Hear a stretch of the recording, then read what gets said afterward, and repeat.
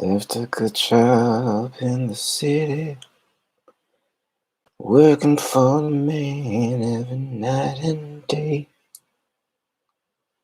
But I never lost a minute of sleeping, thinking everything would be okay. Mm, mm, mm, mm, mm.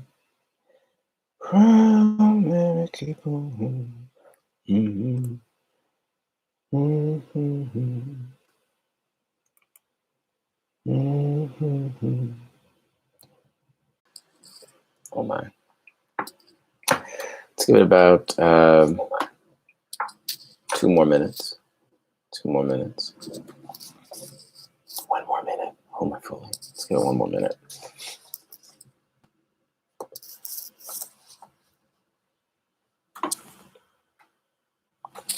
I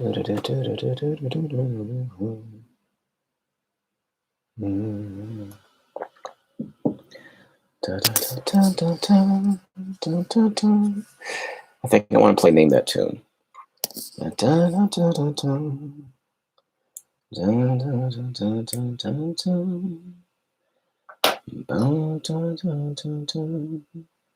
Nobody could guess the last song.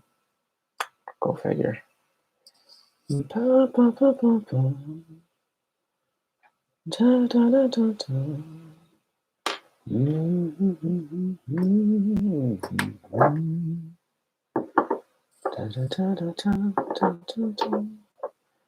was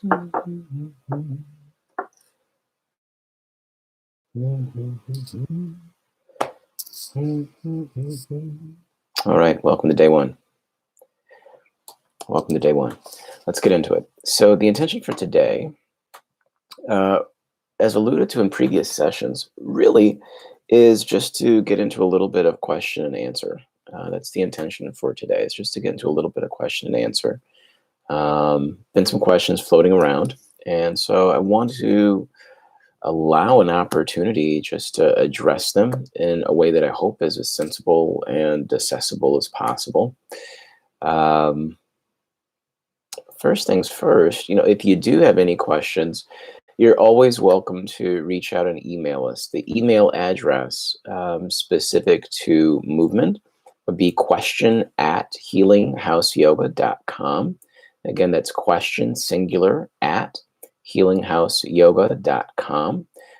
Healing House Yoga is a registered yoga school with Yoga Alliance. It's just a fancy way of saying that we're able to certify individuals to become yoga instructors and meditation teachers.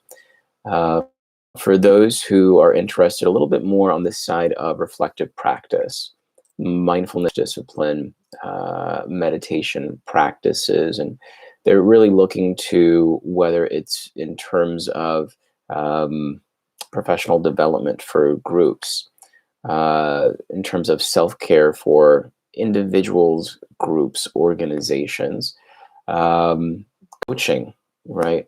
Being able to better model or map out how we can take mindfulness-based strategies and apply it to where they are in their business, in their family, in their life. That's fine.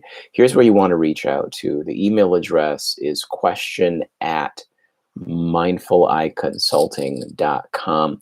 Again, that's question, singular, at mindful, the letter I, consulting.com.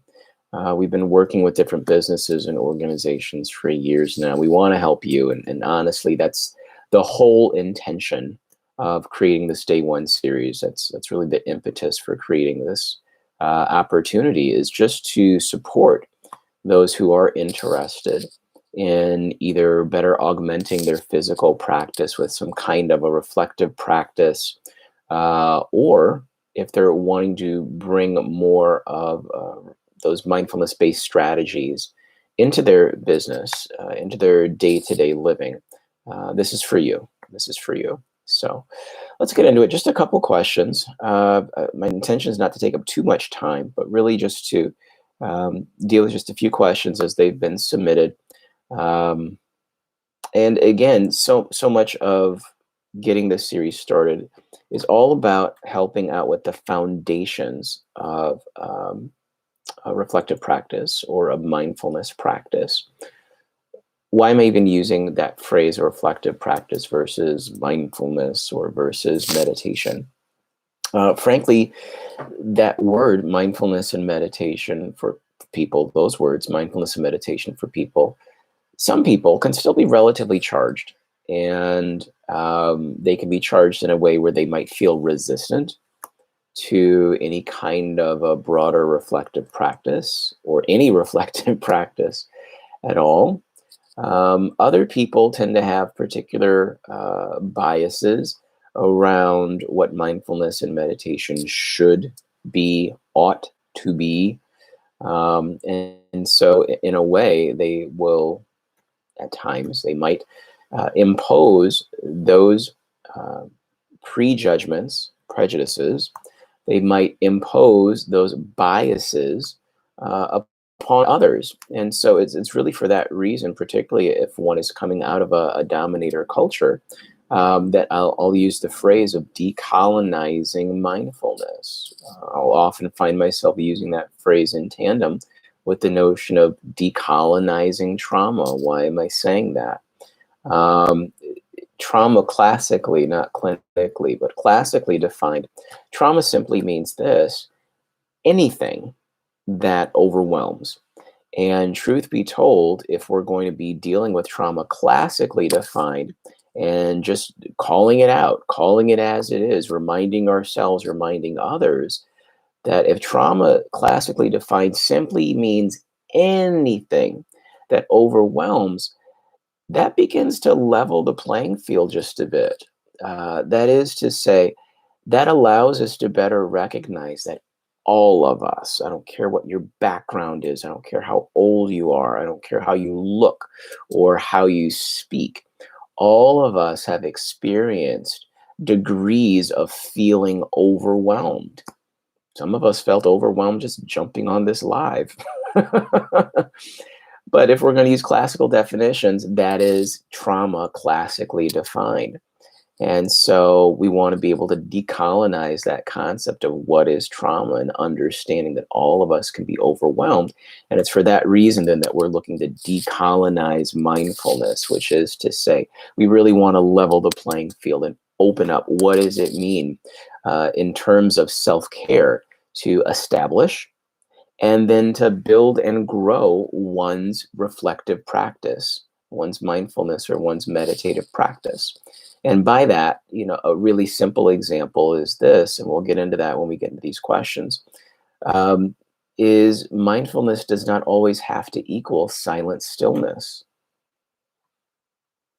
Mindfulness does not always have to equal silent stillness. That's why they're constructed to begin with some quality of intentional or reflective movement, and then progress from there into variations on reflective practices. All right, so just a couple questions, and we'll get into it from there. If you'd like to, if you're in the chat and you're feeling like you want to go ahead and shoot out some questions, that's fine. Again, you're welcome to send emails to question@mindfuliconsulting.com as well, and we'll be happy to get back to you. Again, that's question@mindfuliconsulting.com. If you want to email additional questions there, otherwise you're welcome to hit me up in the chat. Just a couple questions and that we've received. Thank you for doing this. This is very helpful. I really appreciate rebroadcasting separate segments. I don't know that I always have time. Okay. Well, you're welcome.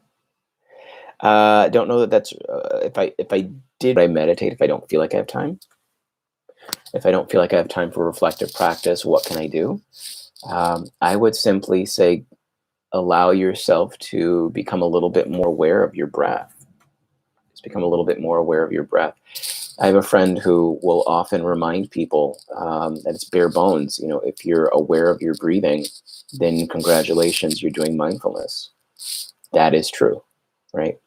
And to take that idea maybe an additional step further,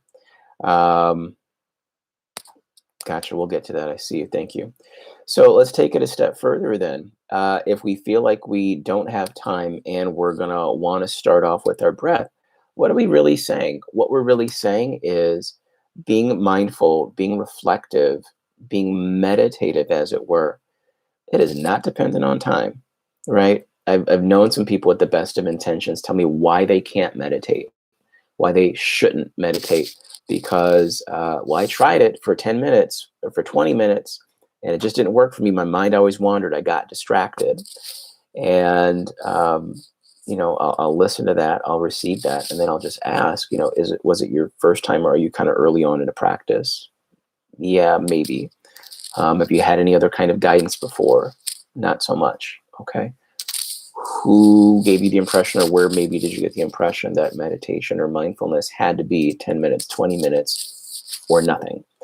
And so with that, we just talk about what does it mean to give yourself literally 2 seconds of being aware of your breath, 10 seconds of being aware of your breath, 30 seconds, 40, 50, 60 seconds, and slowly building from there, literally over the course of days, weeks, months. So if you don't feel like you have time, be gentle with yourself and just see what happens. Okay.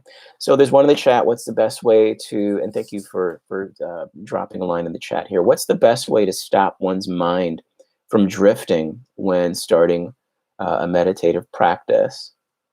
I love your handle. We'll talk about that later. Okay. What's the best way to stop one's mind from drifting? So this actually was linked up to you're not the first person to ask that, because I was going to say there's another question that's in here that's pretty similar. We might revisit that, but I want to touch on that. So the question again, what's the best way to stop one's mind from drifting when starting a meditative practice? When I coach people or when I take them through trainings around this is really what we're calling an anchor, right? We want to find for ourselves an anchor, and that's another way of saying, what's something that's going to help keep me present?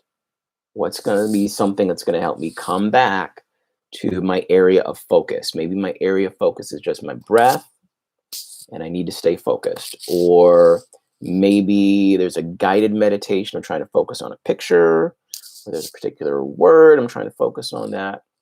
So I'll give you one, two, quality of touch as an anchor, the quality of touch as an anchor. And it was shared with me, as I'll share it with you now. I call it focus fingers, right? And this is what I mean when I say that, as far as an anchor and the quality of touch. So if I'm out and about and I know just for today, for whatever reason, I'm real spacey, I'm drifting a lot, I need to stay present. I have meetings, I have phone calls, whatever. I'll do this, and you're seeing me just literally fall right into it, almost reflexively, subconsciously. Force of habit, I suppose. So you're welcome to bring all of the tips of the fingers and the thumbs together, right? Pull them apart. And what we can do from here is thumb and index finger together, pull apart. Middle finger and thumb together, pull apart. Ring finger and thumb together, pull apart. Pinky and thumb together, pull apart. Now, you can, off of this focus fingers exercise, do a couple different things. You can either make a rhythm out of it, like so. If it's more elegant for you, if it's simpler or more subtle for you, wherever you are and the body allows, you might even do something like this, just with one hand, right? Or with both hands. Now, it doesn't even have to be just the fingers themselves. You can be maybe tapping on your thigh, right?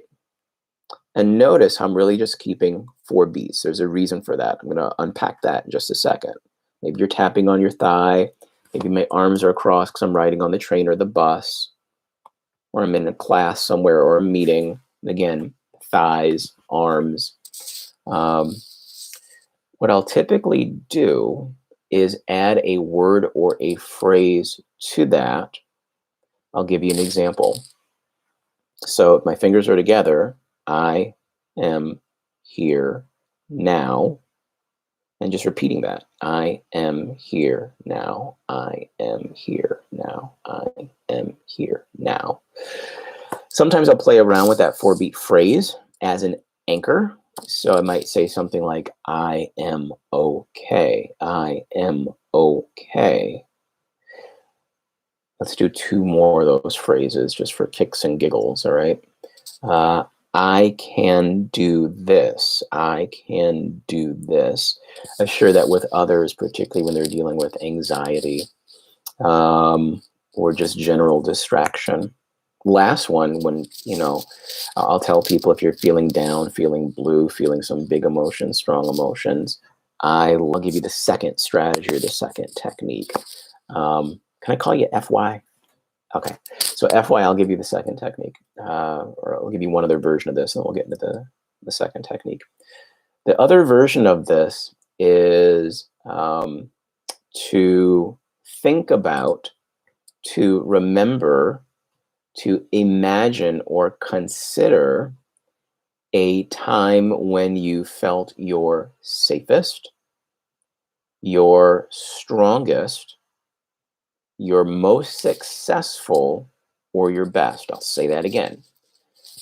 Think of, remember, or imagine a time when you felt your safest, your strongest, your most successful, or your best. And just think of that. Maybe that was in your distant past. Awesome. Think of that. Bring all of the senses into that. Notice how it looked. Notice how it sounded. If there was any kind of an aroma going on during that time. Okay. If there was any kind of a flavor or a taste associated with that feeling, fine. Notice any physical sensations in the body, okay? Now, when you're allowing yourself to lock in on that feeling, just give your pinky a squeeze.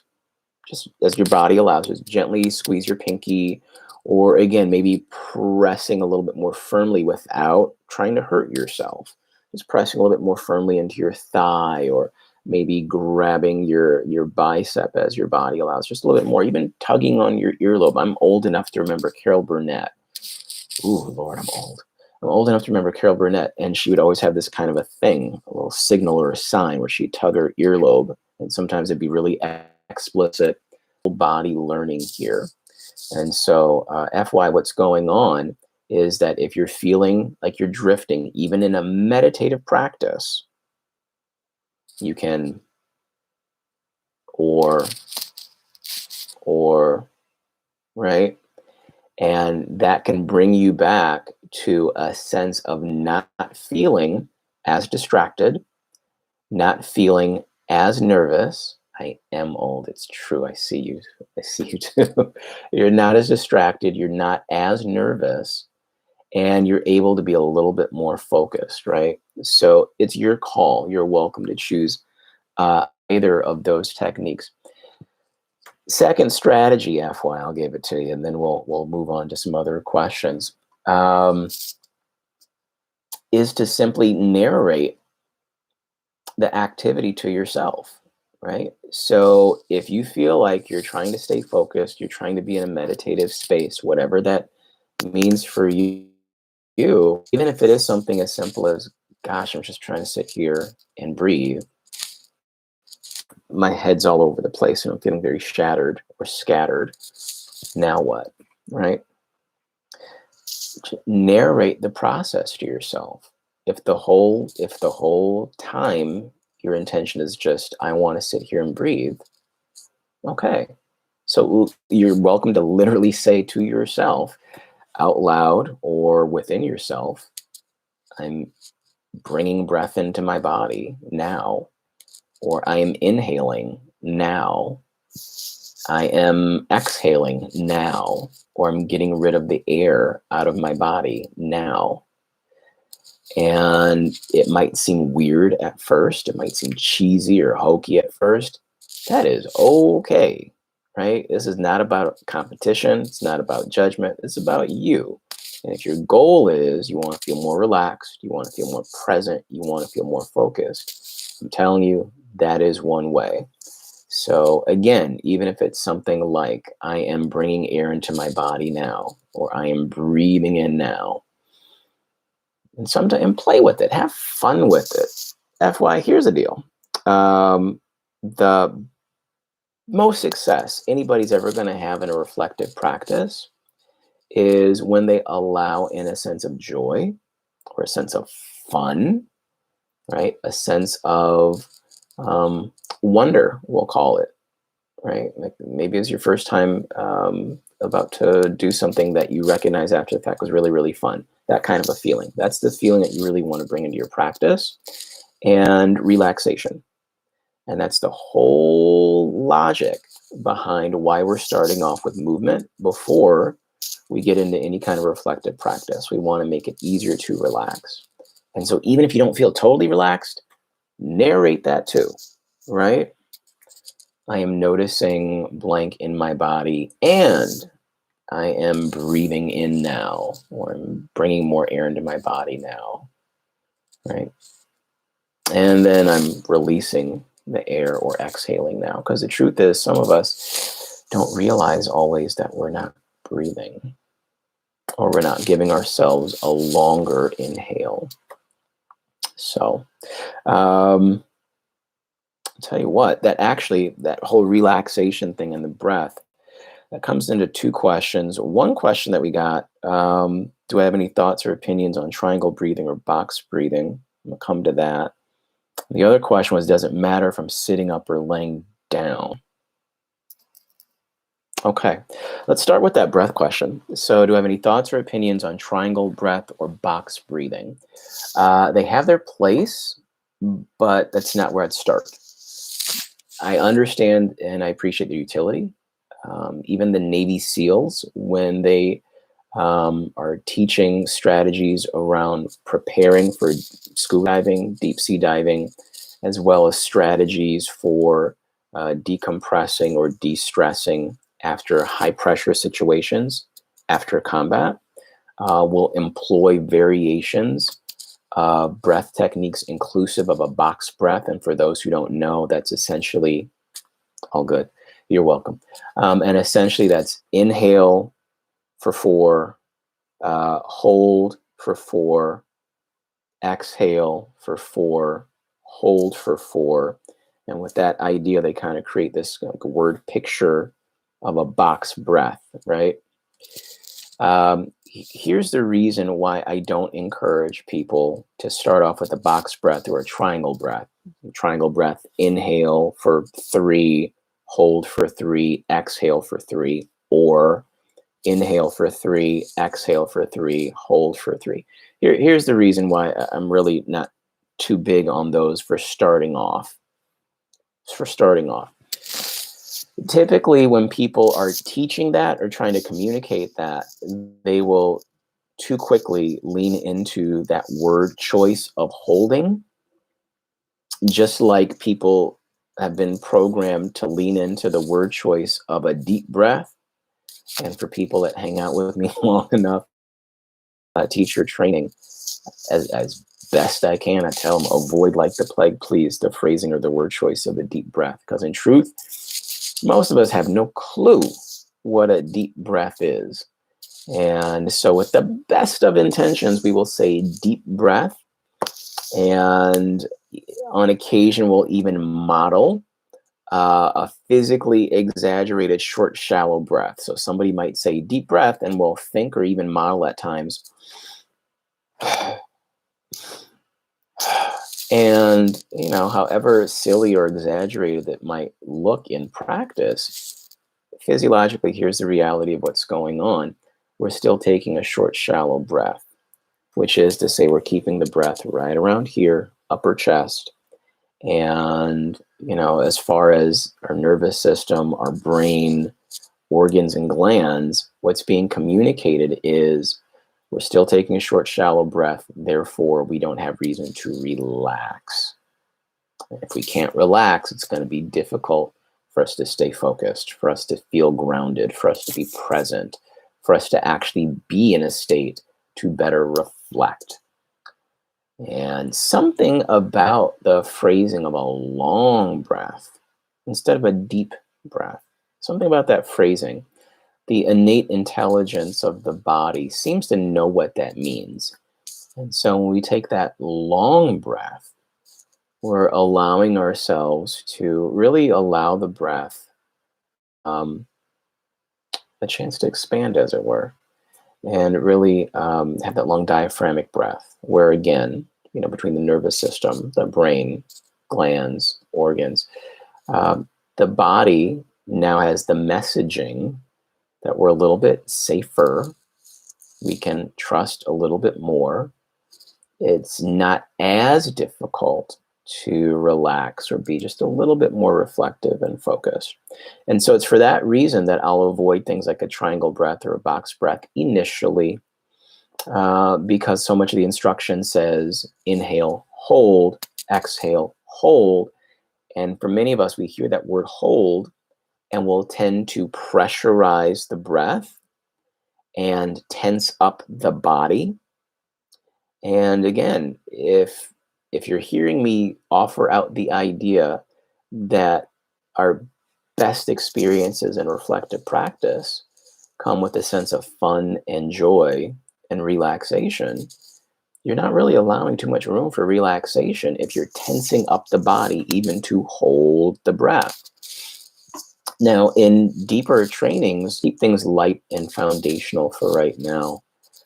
Just focus on what it means for you in your practice to have a longer breath.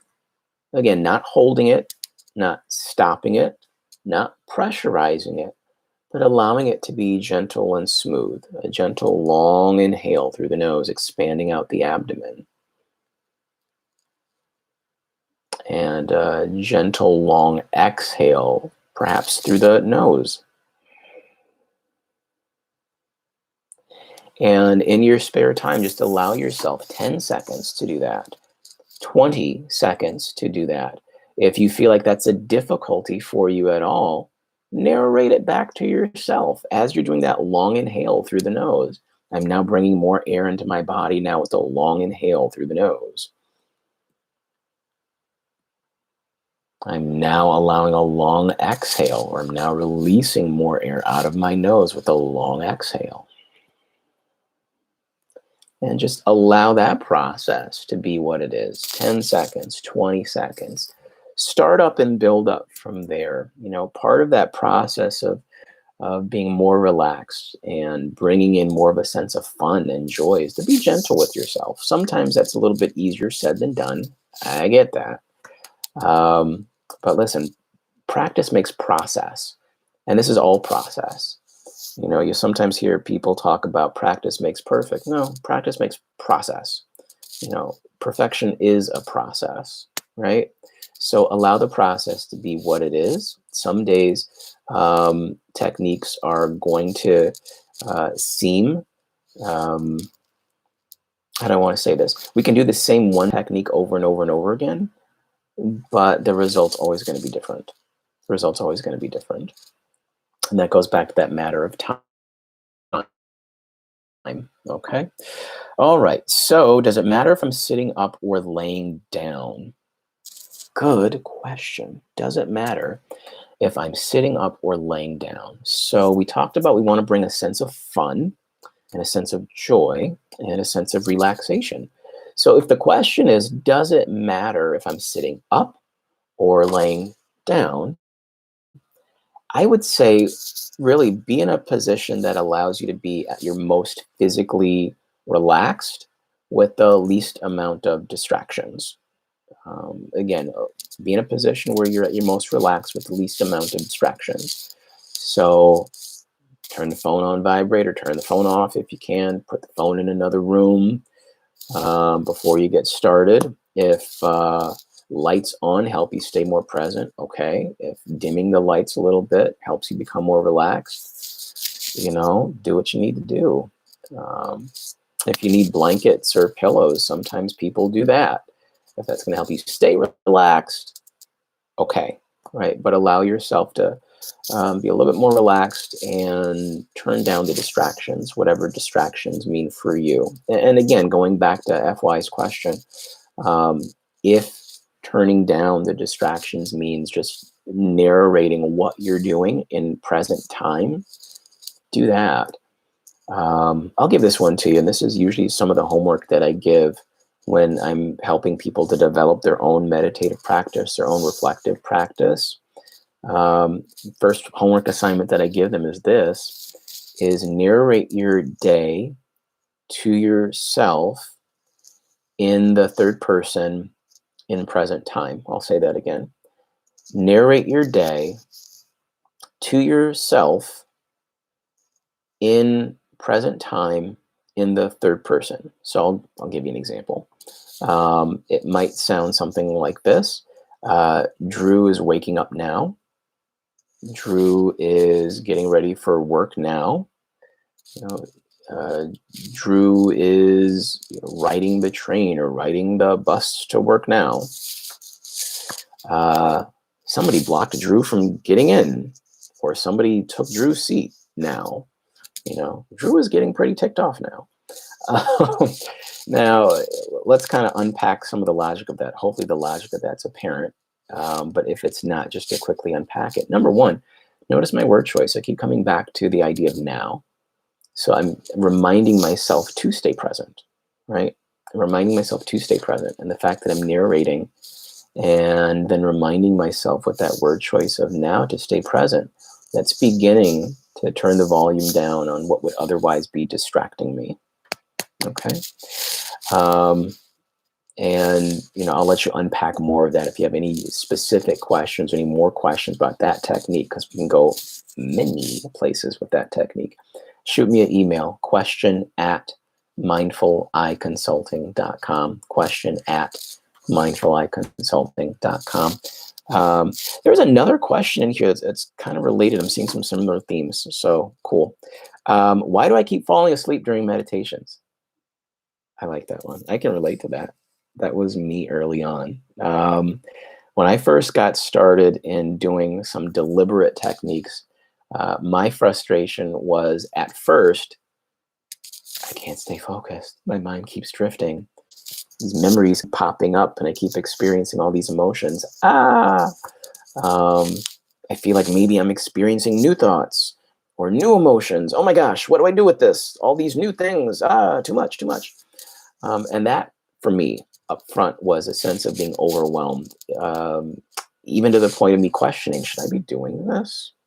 Is this really for me?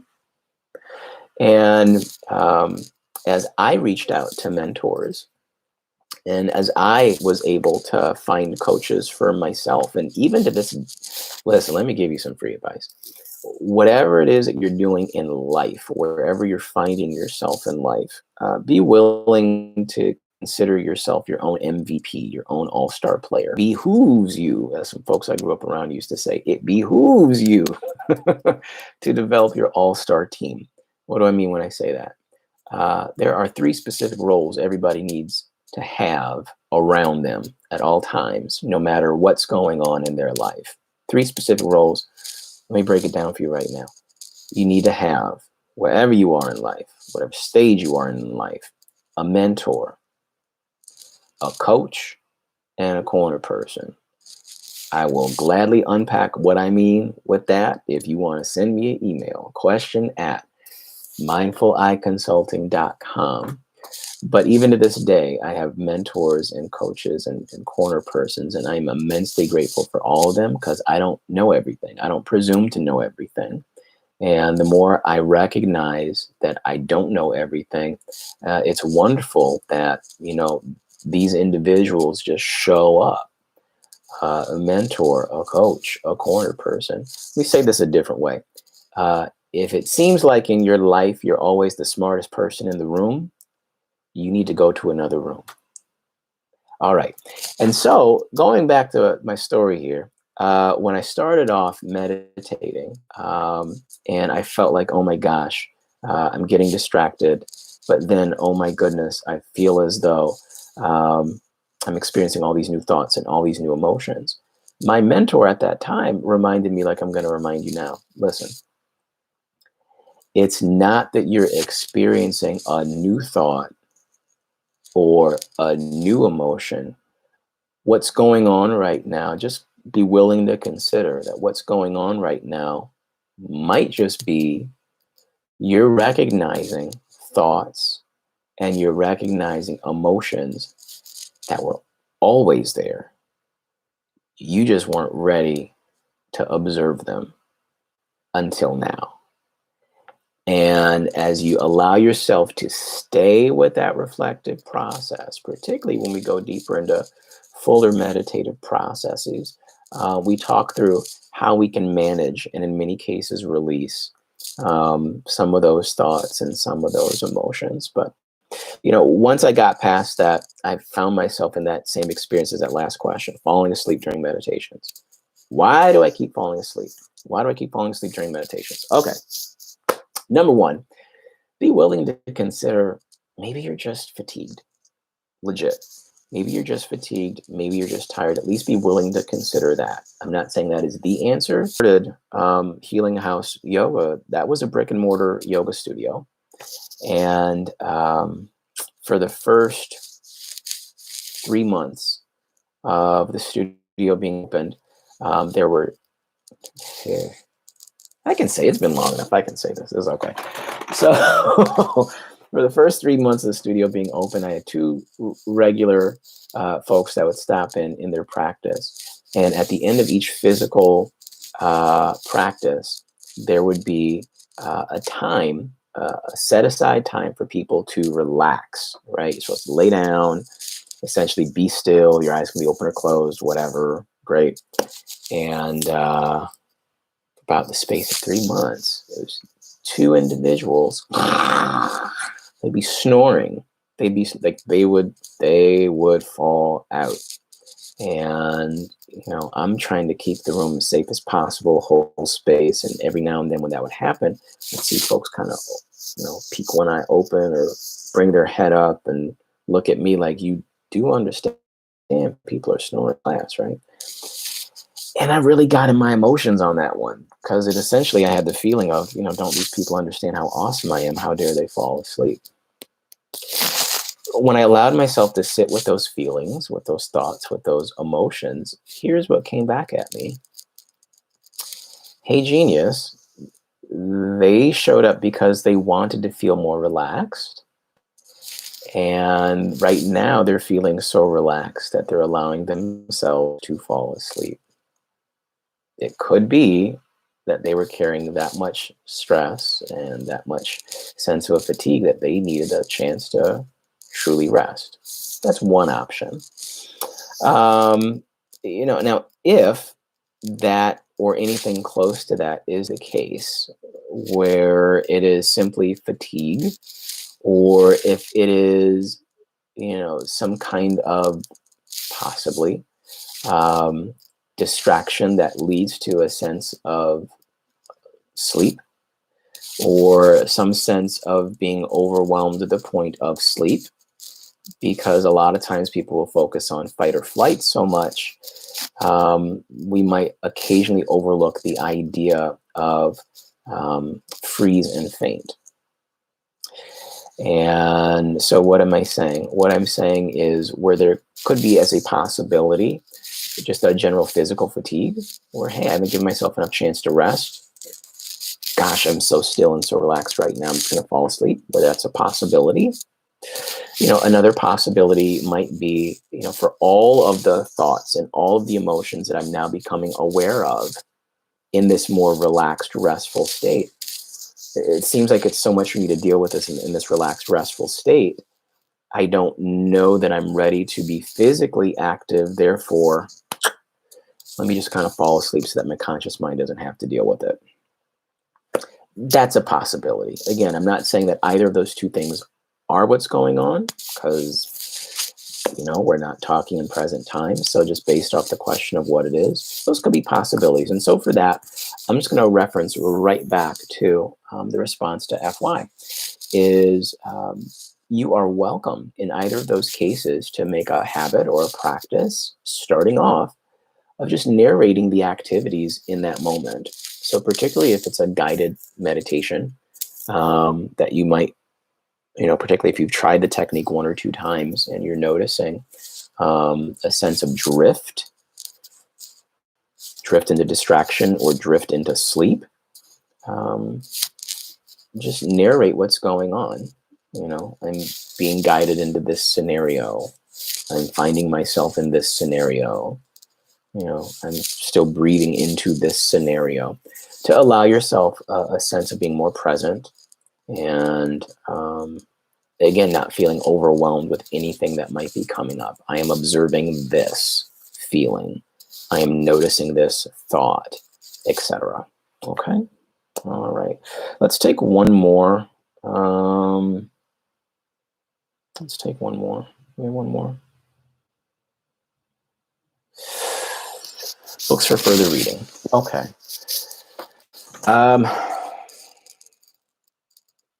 Yeah, I'll give you a couple.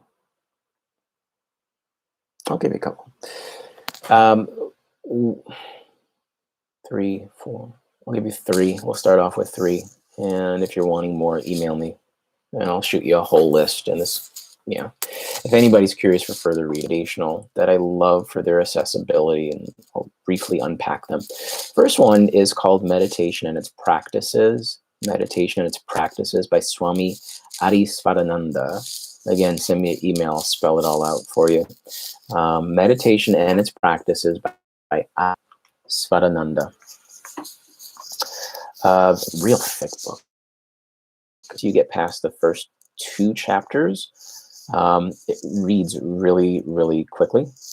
And to the that book reads really, really quickly once you get past the first 2 chapters. What I love about Meditation and Its Practices so much is that, particularly as you're getting past those initial chapters, it does not come off as though it's endorsing any one modality over another.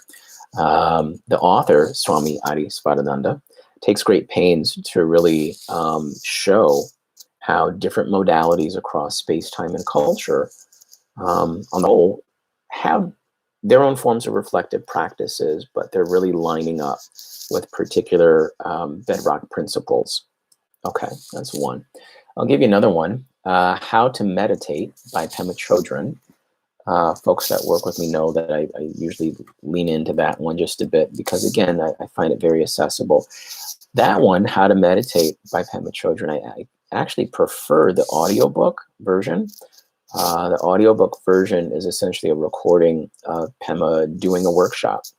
And she'll take you both through theory and practice, which I really appreciate. And like Meditation and Its Practices,